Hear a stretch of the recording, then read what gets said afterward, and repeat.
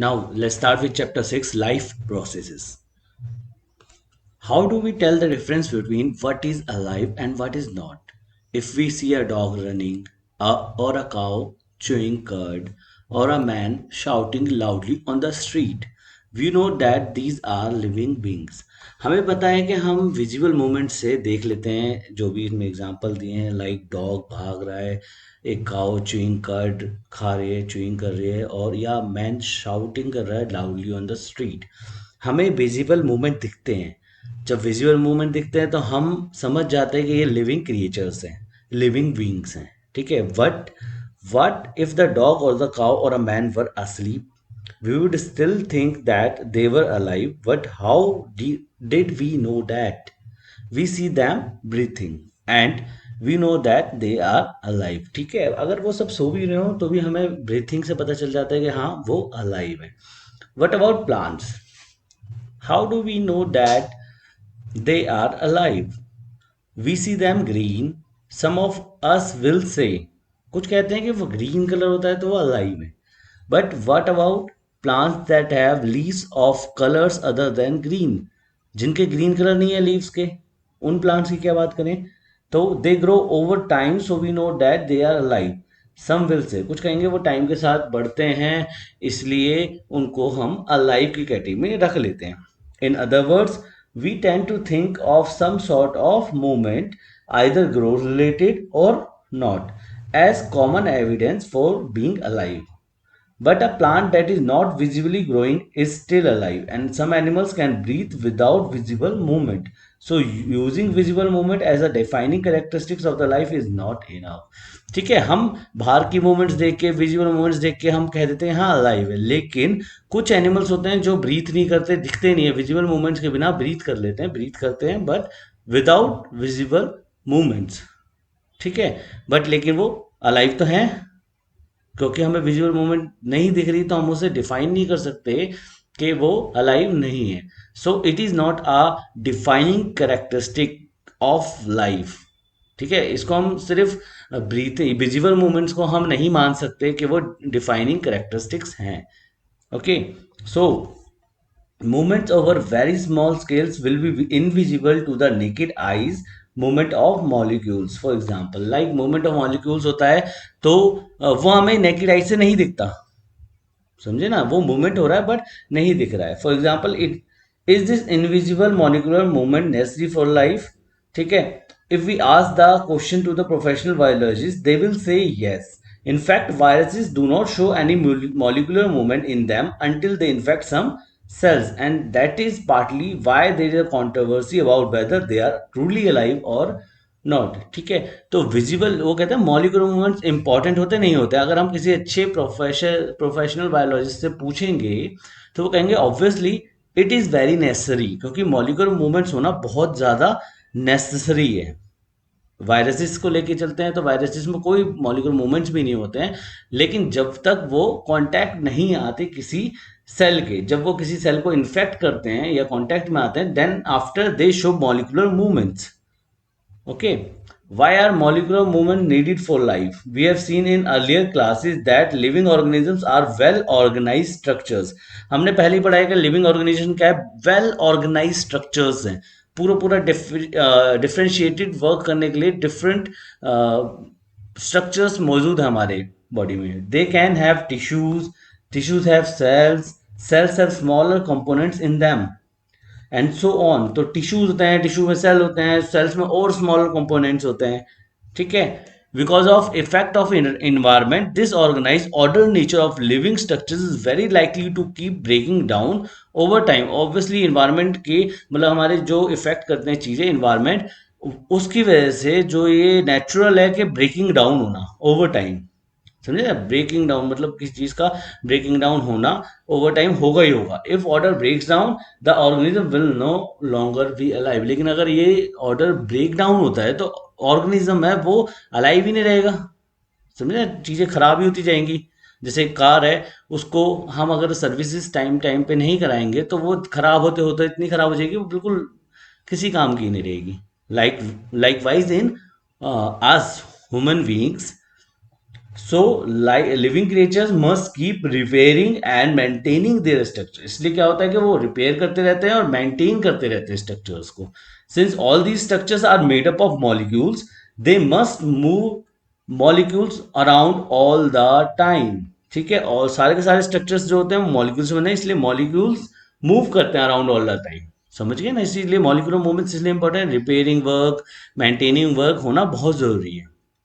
What are maintenance processes in living organism? Let us explore. अब ये maintenance process होते क्या हैं, तो उनको एक्सप्लोर करते हैं आगे।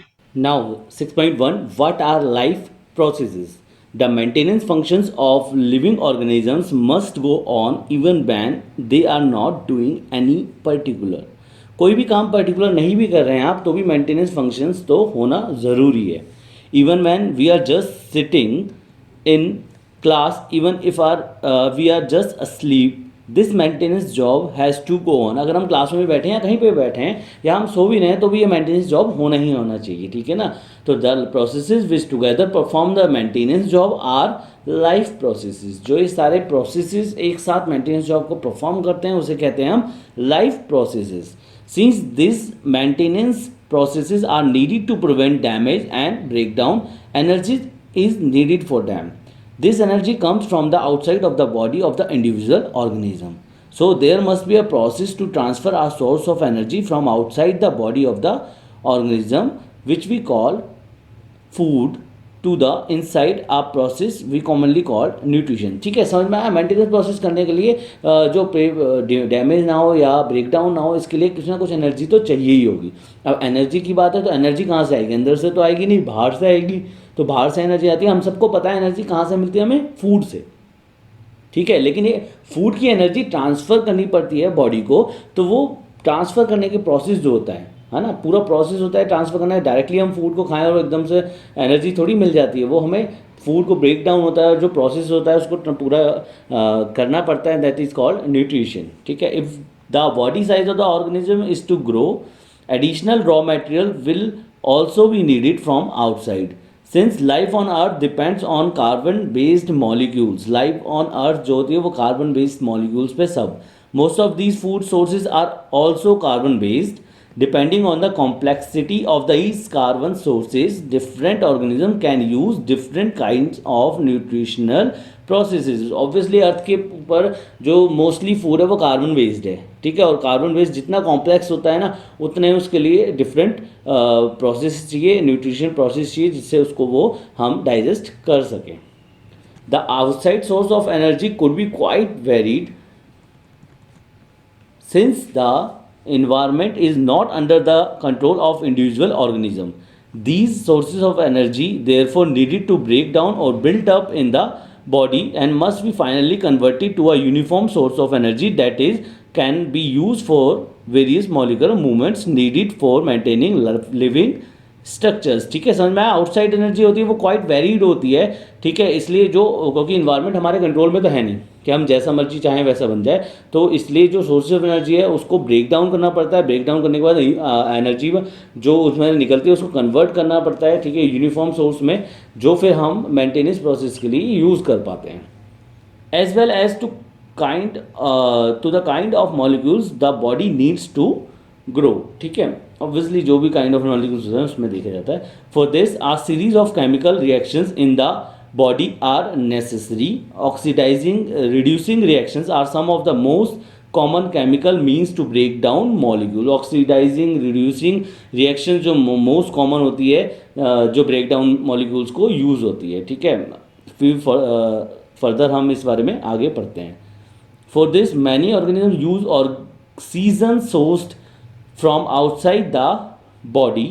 The process of acquiring oxygen from outside the body and to use it in the process of breakdown of food sources for cellular needs is what we call respiration. ठीक है, तो इसके लिए जो ऑक्सीजन चाहिए होती है वो मोस्ट ऑफ द एनिमल्स जो या most of the living creature बाहर से लेते हैं।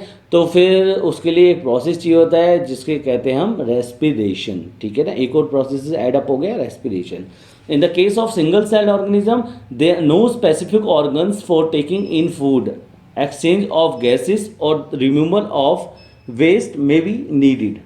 समझे ना आप। अगर सिंगल सेल्ड ऑर्गेनिज्म होगा तो उसे कोई स्पेसिफिक ऑर्गन नहीं चाहिए, किस लिए, फूड को लेने में, गैसेस को एक्सचेंज करने में, या फिर वेस्टेज को रिमूव करने के लिए, ठीक है। But what happens when the body size of the organism increases and the body design becomes more complex. In multicellular organisms, all the cells may not be in direct contact with the surrounding environment. The simple diffusion will not meet requirements of all the cell. ठीक है, जैसे single cell organism होता है तो वो cell environment से direct contact में होता है, तो वो डायरेक्टली आप intake outtake exchange of gases waste removal या फूड ले सकता है। लेकिन मल्टी सेलुलर ऑर्गेनिज्म में जो सेल्स बाहर कांटेक्ट में है, स्किन है बाहर कांटेक्ट में, लेकिन अंदर जो सेल्स हैं वो तो कांटेक्ट में नहीं है। तो जो कांटेक्ट में नहीं है तो फिर उनको हमें दूसरे प्रोसेस के थ्रू गैसेस पहुंचानी पड़ेगी, exchange of gases, basically food पहुंचाना पड़ेगा एनर्जी की फॉर्म में, जो भी जैसे भी पहुंचता है, ठीक है। तो ये सारी चीज़ें हमें वेस्ट रिमूव करना पड़ेगा बॉडी से, उनके सेल वेस्ट होता है, हर सेल का वेस्ट होता है, उस सबको रिमूव करना पड़ेगा। तो वो सब कैसे होगा, एक पूरा प्रोसेस के थ्रू होता है। आगे पढ़ते हैं। We have seen previously how in multicellular organisms various body parts have specialized in functions they perform. Multicellular organism में अपने जो body parts होते हैं वो अलग अलग काम के लिए specialized होते हैं. We are familiar with the idea of these specialized tissues and with their organization in the body of the organism. It is therefore not surprising that the uptake of food and of oxygen will also be a function of specialized tissue. इसलिए ये कोई surprising बात नहीं है। Obviously पता है कि specialise tissue है परफॉर्म करने के लिए, तो जो फूड को लेने के लिए, ऑक्सीजन को लेने के लिए जो टिश्यूज होंगे उनका काम भी स्पेशलाइज्ड होगा। However this poses a problem since the food and oxygen are now taken up at one place in the body of the organisms while all the parts of the body need them. अब food oxygen ले तो लिया, लेकिन एक जगह जाके तो होगा ना सारी, लेकिन चाहिए पूरी बॉडी को, एक एक सेल को। This situation creates a need for transportation system for the carrying food and oxygen from one place to another in the body. इसलिए ट्रांसपोर्टेशन सिस्टम की रिक्वायरमेंट बन जाती है कि जो फूड और ऑक्सीजन हमारा एक जगह पे इकट्ठा हो गया उसको पूरी बॉडी में क्या करे, ट्रांसफ़र करे, ठीक है ना, वन प्लेस टू अनदर पहुँचाए उसे पूरा।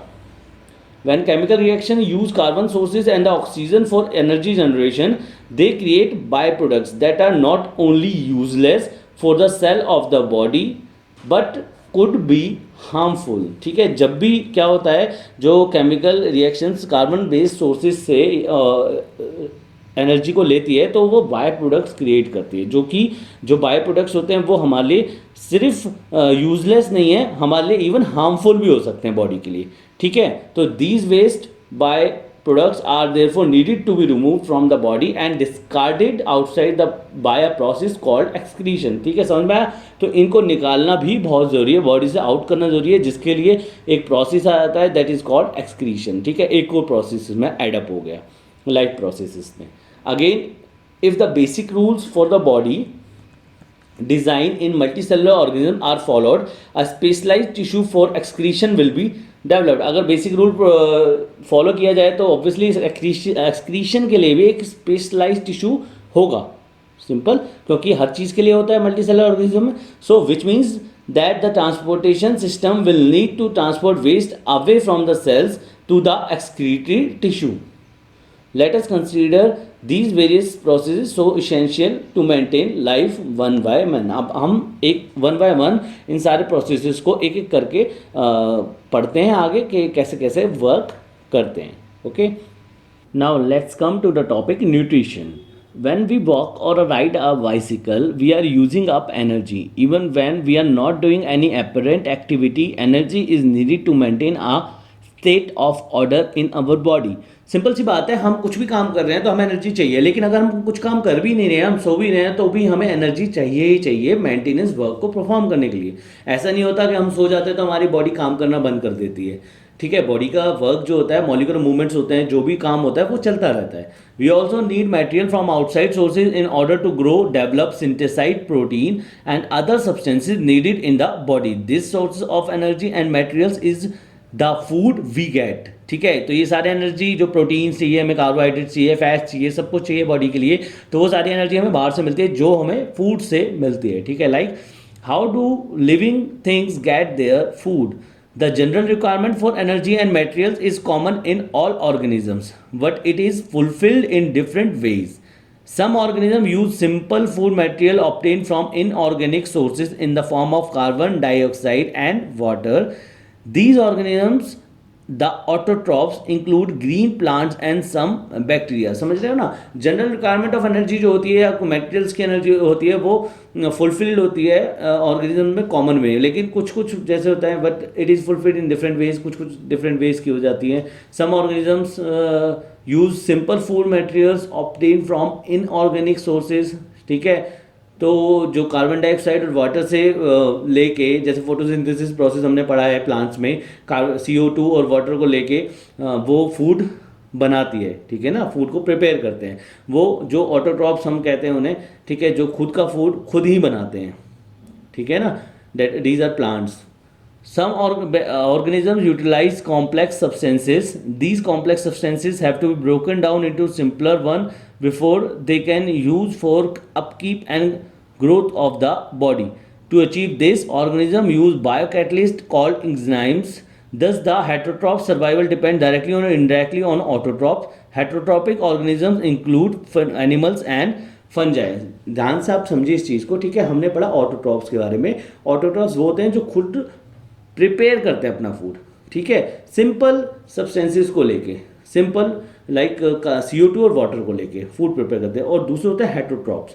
ठीक है, हेटरोट्रॉप्स क्या कहते हैं, ऑटोट्रॉप्स पे डिपेंड करते हैं डायरेक्टली और इनडायरेक्टली अपने फूड के लिए. ठीक है, हेटरोट्रॉप में आते हैं अपने animals and fungi. Okay, autotrophic nutrition. Carbon and energy requirements of autotrophic organism are fulfilled by photosynthesis. वही process आ गया photosynthesis जो plants use करता है. It is the process by which autotrophs take in substances from the outside and convert them into stored forms of energy. ठीक है, ये process होता है जो ऑटोट्रॉप्स यूज़ करते हैं कार्बन बेस्ड प्रोडक्ट्स बाहर से लेकर. ठीक है, सब्सटेंसेस को बाहर से लेकर और कन्वर्ट कर देते हैं एक स्टोर्ड फॉर्म में एनर्जी के. ठीक है, this material is taken up in the form of carbon dioxide and water, which is converted into carbohydrates in the presence of sunlight and chlorophyll. Process of photosynthesis in the presence of sunlight and chlorophyll जो food को energy को convert कर देते हैं. ठीक है, carbohydrates are utilised for providing energy to the plants. We will study how this takes place in next section. The carbohydrates which are not used immediately are stored in the food form of starch, which serves as the internal energy reserve to be used as and when required by the plant. A somewhat similar situation is seen in us, where some of energy derived from the food we eat is stored in our body in the form of glycogen. ठीक है, एक plant क्या करता है कि जो carbohydrates उसे जरूरी होती है वो यूज़ कर लेता है एंड देन आफ्टर जो रिमेनिंग बचता है उसे स्टार्च के फॉर्म में स्टोर कर देता है. ऐसी जैसे हमारे बॉडी में होता है, जितना फूड हमें चाहिए होता है वो हम यूज़ अप कर लेते हैं, बाकी हमारी बॉडी में स्टोर हो जाता है फर्दर यूज़ के लिए. कभी हम जैसे फास्ट भी रखते हैं तो पूरे दिन हम नहीं खाते हैं तो भी हमारे जो बॉडी है वो काम करना बंद नहीं करती, जो हमारे अंदर पहले से एनर्जी है उसको यूज़ कर लेती है. ठीक है, so let's come downwards. This is the reaction of photosynthesis. जो 6CO2 plus 12H2O in the presence of chlorophyll and sunlight जो फॉर्म करती है glucose 6C6H12O6 plus 6O2 plus 6H2O.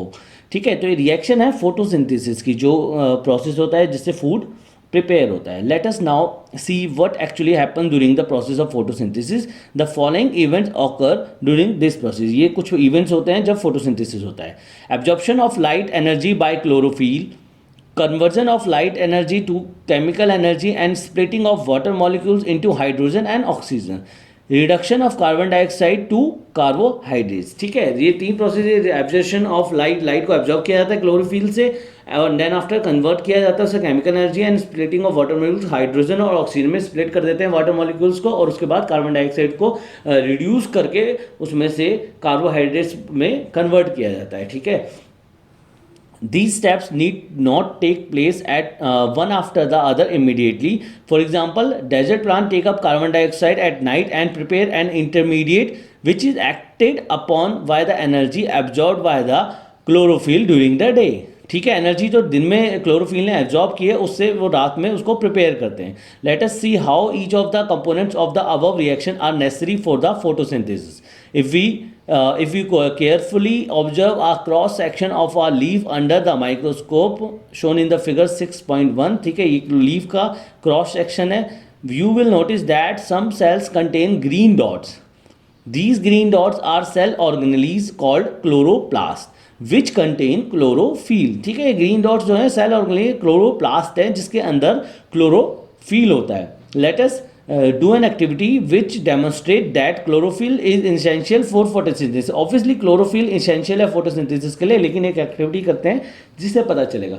Take a potted plant with variegated leaves. ठीक है, for example money plants और crotons ले लिया हमने. Keep the plant in the dark room for 3 days so that all the starch gets use up. ठीक है, dark room में रखा जिससे सारा का सारा स्टार्च यूज हो गया.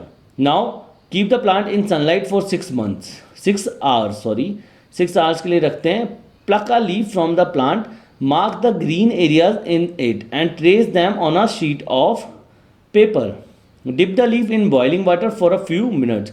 After this, immerse it in a beaker containing alcohol. Carefully place the above beaker in the water bath and heat till the alcohol begins to boil. ठीक है, ये सारा करने के बाद what happens to the color of leaf? What is the color of solution? Now dip the leaf in a dilute solution of iodine for a few minutes. Take out the leaf and rinse off the iodine solution. Observe the color of the leaf and compare this with the tracing of the leaf done in the beginning. ठीक है, क्या conclusion आएगा देखते हैं इसको. देखो, so like अगर हम एक्सप्लेन करें इसे तो vegetative leaf contains green as well as non green part. The green part contains chlorophyll while the non green part is devoid of chlorophyll. ठीक है, इन्फ्लुएंस क्या होगा इसका? Only the green part of the leaf photosynthesise and make starch. To begin with the fresh experiment, we put leaf in the dark for few days. Leaf in the dark do not photosynthesize new starch and the plant consume all the previous starch. Now the leaf is put into the sun. Here chlorophyll inside the chloroplast makes new starch. A broken leaf can now not transport starch to different parts of the body. So this starch now remains localized on the green area only. सिर्फ जहाँ पे chloroplast होंगे वहीं का वहीं रह जाएगा. Now we now put the leaf into the boiling alcohol. A boiling solution of alcohol break the cell wall and chloroplast. This breakage washes the chlorophyll into the solution. As a result, a leaf loses its green color and becomes colorless. The colorless leaf is easy to stain with iodine. Now when we put this colorless leaf in an iodine solution, only the green part of the leaf turns blue. ठीक है ना, हमने पूरा experiment किया, अब green part हो गया वो ब्लू में कन्वर्ट हो जाएगा. इन दिस एक्सपेरिमेंट इसका कंक्लूजन देखें तो we see that only the green part of the leaf turns blue with iodine. So we can say only the green part of the leaf photosynthesize and produce starch. Since the green color of the leaf is because of chlorophyll, we can also say that only chlorophyll containing part of the leaf makes starch. ठीक है ना, importance of starch chlorophyll हमें समझ में आ गई, क्योंकि starch कौन बना सकता है? सिर्फ chlorophyll. ठीक है ना, तो क्लोरोफिल इज इम्पॉर्टेंट. तो हमारे को क्वेश्चन मिल जाता है. जो हमारा क्वेश्चन था कि let us do an activity while which demonstrate that chlorophyll is essential for photosynthesis. Obviously तो क्लोरोफिल ही स्टार्च बनाता है, इसलिए it is very very important for making of food और for the process of photosynthesis. Now let us study how the plant obtains carbon dioxide. In class 9th, we had talked about stomata, which are tiny pores present on the surface of leaves. Massive amount of gaseous exchange takes place in the leaves through these pores for the purpose of photosynthesis. ठीक है, जो massive amount of gaseous exchange होता है वो इसी से होता है, स्टोमेटा से, जो लीव्स में प्रेजेंट होता है. ठीक है, ये पोर्स होते हैं जो. But it is important to note that here that exchange of gases occurs across the surface of stems, roots and leaves as well. ठीक है, gases exchange इन सब में भी होता है, stems, roots and leaves पे. Since large amount of water can also be lost through these stomata. The plant closes these pores when it does not need carbon dioxide for photosynthesis. इसमें से water का भी loss हो सकता है, ठीक है, बिकॉज ओपन पोर्स होंगे तो वाटर का लॉस हो सकता है, इसलिए प्लांट क्या होता है, इसे सेल को जब बंद कर देता है, ओपनिंग को बंद कर देता है, ठीक है, जब रिक्वायरमेंट नहीं होती उसे कार्बन डाइऑक्साइड की. The opening closing of the pore is the function of guard cell, और इसको करने के लिए क्या होते हैं, गार्ड सेल, ठीक है, जो सेल्स होते हैं उन्हें कहा जाता है guard cell. The guard cell swell when the water flows into them, जैसे वाटर फ्लो करता है उसके अंदर तो वो स्वेल कर जाते हैं, causing the stomatal pore to open. Similarly the pore closes if the guard cell shrink. Now अगर आगे बात करें हम activity 6.2, take two healthy potted plants which are nearly the same size, keep them in dark room for 3 days. Now place each plant on separate glass plates. Place a watch glass containing potassium hydroxide by the side of one of the plants. The potassium hydroxide is used to absorb carbon dioxide. Cover both plants with separate well jars as shown in the figure. This use Vaseline to seal the bottom of the jar, the glass plates, so that the setup is airtight. Keep the plants in sunlight for about 2 hours. Pluck a leaf from each plant and check for the presence of starch as in the above activity. Do both the leaves show the presence of same amount of starch? What do you conclude from this activity? ठीक है, तो activity 6.2 इसमें से क्या करते हैं, हम jar को प्लेस कर दिया, साथ ही साथ पोटेशियम हाइड्रोक्साइड भी रख दिया, एक में दूसरे में नॉर्मल रखा, उसे 2 आवर्स के लिए सनलाइट में रखा. फिर क्या होता है, जैसे ऑब्जर्वेशन करते हैं हम इस चीज़ की, तो leaf of the plant kept without potassium hydroxide turns blue with iodine solution. The plant with potassium hydroxide does not turns blue. Explanation: potassium hydroxide is a highly reactive compound. It reacts with high carbon dioxide of the well and forms its carbonate, ठीक है, KOH plus CO2 K2 CO3 plus H2. As a result, no carbon dioxide is available for the plant. In the absence of carbon dioxide, plant is unable to do photosynthesis and form starch. So iodine does not turns the leaf blue. The plant kept in well without potassium hydroxide can do photosynthesis from starch. So iodine solution here turns the leaf blue. समझ रहे हो ना, जिसमें potassium hydroxide था उसका iodine solution में उसकी leaf डालते हैं तो वो ब्लू नहीं होती है, क्योंकि वो फोटोसिंथेसिस प्रोसेस हो ही नहीं पाया उसमें, क्योंकि कार्बन डाइऑक्साइड नहीं थी, रिएक्ट कर रहा था कार्बन डाइऑक्साइड का पोटेशियम से, जिससे कार्बोनेट बन गया पोटेशियम का, लेकिन वो फोटोसिंथेसिस के लिए नहीं बची. और जो दूसरा था जिसमें पोटेशियम हाइड्रोक्साइड नहीं था तो उसमें प्रोसेस होता है फोटोसिंथेसिस का, और वो उसकी लीफ ब्लू हो जाती है आयोडीन सॉल्यूशन में डालने से. In the experiment shows that carbon dioxide is necessary for photosynthesis and starch formation. ठीक है, तो एक्सपेरिमेंट से हमें पता चलता है कि कार्बन डाइऑक्साइड नेसेसरी है फोटोसिंथेसिस के लिए और स्टार्च के फॉर्मेशन के लिए. ठीक है, based on 2 activities performed above, can we design an experiment to demonstrate that sunlight is essential for the photosynthesis?